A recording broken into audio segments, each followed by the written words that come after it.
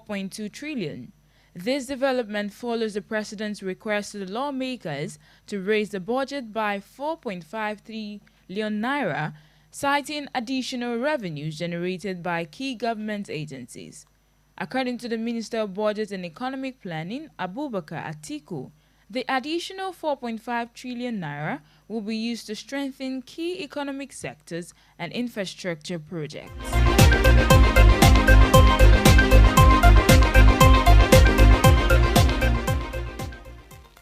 And coming from the People's Democratic Party, the crisis within the People's Democratic Party (PDP) has taken a new turn as the Board of Trustees rejected Senator Samuel Anyanwu as a National Secretary.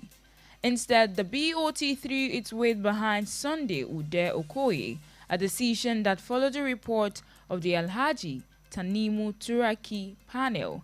This development comes after the PDP Governors Forum organized Ude Okoye as the National Secretary, citing the Court of Appeal judgment that affirmed his claim.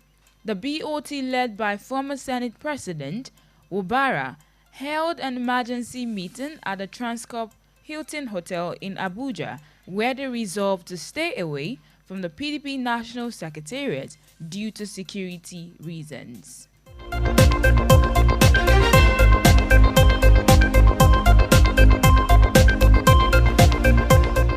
Moving on to the African story, a shocking report by the United Nations reveals that over 100 female prisoners were brutally raped and then burned alive during a jailbreak in the Congolese city of Goma. The horrific incident occurred when hundreds of prisoners broke out of Munzeze prison as fighters from the M23 rebel group took over the city. According to an internal UN document, between 165 and 167 women were assaulted by male inmates during the chaos. The report stated that most of the women were killed after the inmates set fire to the prison. The UN has condemned the atrocities committed during the jailbreak, and an investigation is underway to hold those responsible accountable.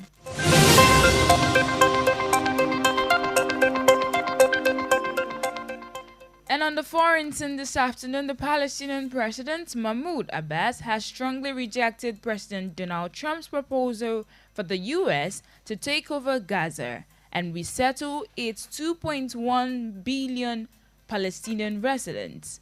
Abbas warned that Gaza is an integral part of the state of Palestine and that forced displacement would be a serious violation of international law. The proposal has been widely rejected by countries in the region, including Jordan and Egypt, as well as key U.S. allies. The UN has also issued a warning against any form of ethnic cleansing.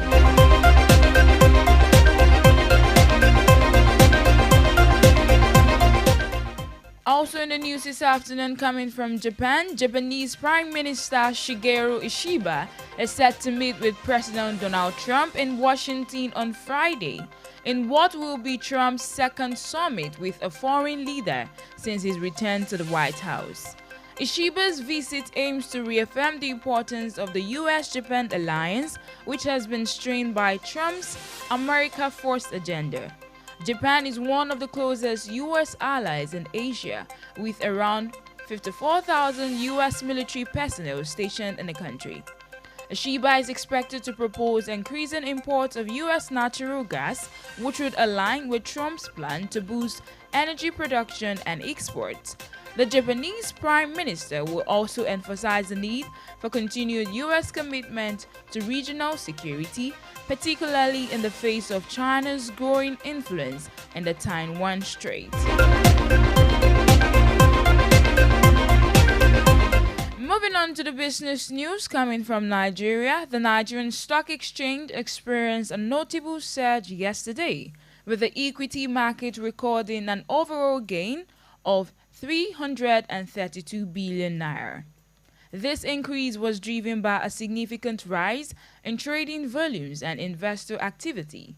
At the close of the session, 1,057 billion shares were exchanged across 15,080 deals, resulting in a market turnover of 28.81 billion naira.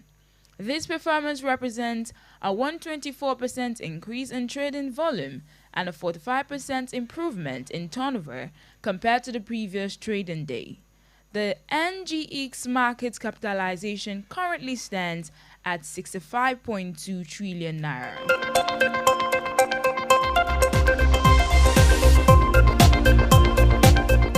And on entertainment news this afternoon, Nigerian actress Omotode Adeboale David, popularly known as Lolo, has expressed concern over a disturbing trend on social media. In a video posted on social media, Lolo shared her distress after viewing a video where a young male user encouraged girls to expose themselves on camera as part of a purported challenge. Lolo said she was disheartened to see numerous young girls complying with the request, displaying their naked bodies on social media. She emphasized the need for greater protection and awareness, highlighting the rise in cases of sexual assault and violence between male, women, and girls.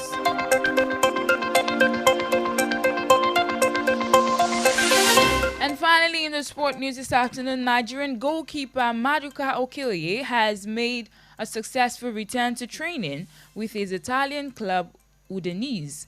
According to reports, Okoye resumed training yesterday after being sidelined since December due to a wrist injury. The 25-year-old underwent surgery to repair a torn ligament in his wrist. His return to training is a welcome boost for Udinese, who face Napoli in their next match. Okoye's availability for selection is expected to be a significant advantage for his team.